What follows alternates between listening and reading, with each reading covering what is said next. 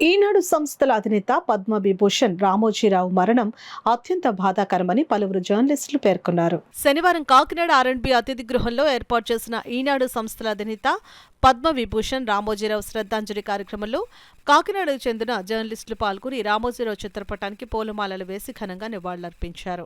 అనంతరం 2 నిమిషాల మౌనం పాటించి రామోజీరావు కుటుంబ సభ్యులకు ప్రగాఢ సంతాపం తెలియజేశారు.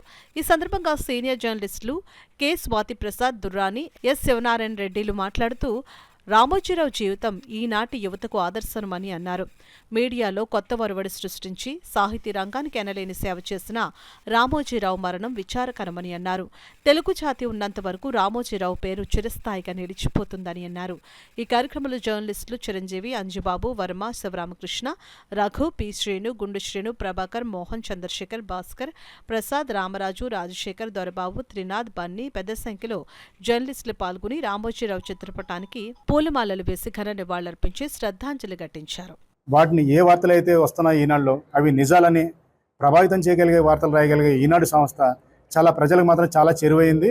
ప్రజల్ని అంతలా ప్రభావితం చేయగలగడం, ప్రభుత్వాలని ఏ విధంగా నడవాలి, ప్రజలకు మేలు చేయాలి, మేలు చేయని ప్రభుత్వాలను ఏ విధంగా గద్దెదించాలి అన్న విషయంలో ఈనాడు మాత్రం అన్వేషణ చేయి ఇటువంటి మహత్తర పత్రికను నడుపుతూనే ప్రజలకు కూడా ఏ విధంగా జీవనం సాగించాలి, అలాగే ఏ విధంగా ఆరోగ్యంగా ఉండాలని ఎన్నో సూక్తులు చెప్పిన రామోజీరావు గారు మన మధ్య లేరనే విషయం మాత్రం చాలా బాధాకరం. రామోజీరావు గారి లోటు ఎవరు భర్తీ చేయలేంది. ఆయన కుటుంబానికి నా సంతాపం ప్రకటిస్తూనే ఆయన శ్రద్ధాంజలి ఘటించుకుంటున్నాను. మరీ ముఖ్యంగా జర్నలిస్టులందరికీ కూడా చాలా గొప్ప లోటు.